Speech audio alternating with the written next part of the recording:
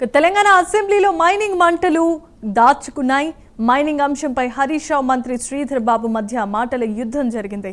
Raghava construction నడుపుతున్న crushers కు ఎలాంటి అనుమతులు లేవని, నిబంధనలు పాటించకుండా క్రషర్స్ నడుపుతూ ఉంటే ప్రభుత్వం ఏం చేస్తోందంటూ హరీష్ రావు ఫైర్ అవగా, మా ఎమ్మెల్యే మహిపాల్ రెడ్డి తమ్ముడు క్లస్టర్లతో చిన్న తప్పు జరిగితే రాత్రికి రాత్రే జైల్లో పెట్టారు, కానీ రాఘవ కన్స్ట్రక్షన్స్ పై ఎందుకని చర్యలు తీసుకోలేదంటూ హరీష్ రావు ప్రశ్నించారు.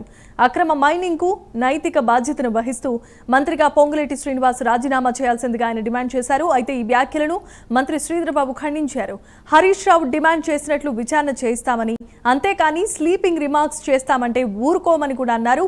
పొంగులేటిపై హరీష్ రావు చేసిన వ్యాఖ్యలను వెనక్కి తీసుకోవాల్సిందిగా మంత్రి శ్రీధర్ బాబు డిమాండ్ చేశారు. సభ రికార్డుల నుంచి హరీష్ రావు వ్యాఖ్యలను తొలగించాలని, వ్యక్తిగతంగా టార్గెట్ చేయటం కరెక్ట్ కాదని హితో పలికారు. ఆయన చర్యలు తీసుకుందామా, ఎంక్వైరీ చేద్దామా అన్నారు. Charity should begin with you. Yes, ఇప్పుడు మీరు ఎన్ని ఎంక్వైరీలు వేస్తారో చేయండి. ఫస్ట్ ఈ రాఘవ కన్స్ట్రక్షన్స్ వెనుక ఉన్న మినిస్టర్ గారు, we will take action against everybody.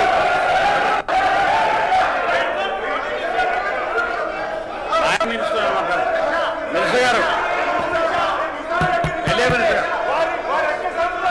Sir నేను గౌరవ హరీష్ రావు గారు వ్యక్తిగతంగా మా సహచర మంత్రివర్గ సోదరుల పేరు తీసుకున్న సందర్భంలో వెంటనే వారు క్షమాపణ చెప్పాలి. అధ్యక్ష, నేను గౌరవనీయులు హరీష్ రావుని కోరుతాను, please withdraw the name why you have mentioned. No, you have to withdraw sir, you have to withdraw. యో సార్, నేమ్ ఏమిందుకు చెప్తా ఉన్నామంటే జస్ట్ గా ఈ విధంగా మంత్రి గారి పైన, లేకుంటే వారికి సంబంధించి అని అనుకుంటున్నారు, తప్పులు జరిగినాయి అని అనుకుంటా ఉన్నారు సందర్భంలో మరి అప్పటి నుంచి ప్రస్తావన చేస్తూ ఉన్నారు. ఆఖరికి ఎంక్వైరీ చేస్తామంటే పేరు తీసిరు.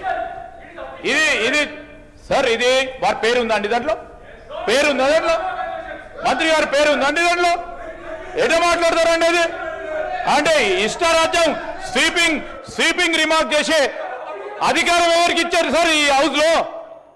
తప్పకుండా హరీష్ రావు గారు తప్పకుండా విత్డ్రా చేసుకోవాల్సిందే.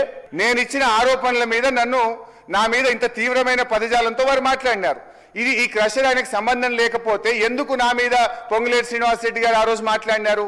సో నా మీద పొంగులేటి శ్రీనివాస్ రెడ్డి గారు ఆ రోజు ట్వీట్ చేసినప్పుడు మాట్లాడినప్పుడు నేను కూడా ఏమంటున్నా, పారదర్శకంగా మీరు ఎంక్వైరీ చేస్తామన్నారు కదా, వారు ప్రభుత్వంలో మంత్రిగా ఉంటూ ఎంక్వైరీ సాధ్యమవుతుందా? సో నైతికంగా వారు మంత్రిగా రాజీనామా చేసి విచారణ జరపండి.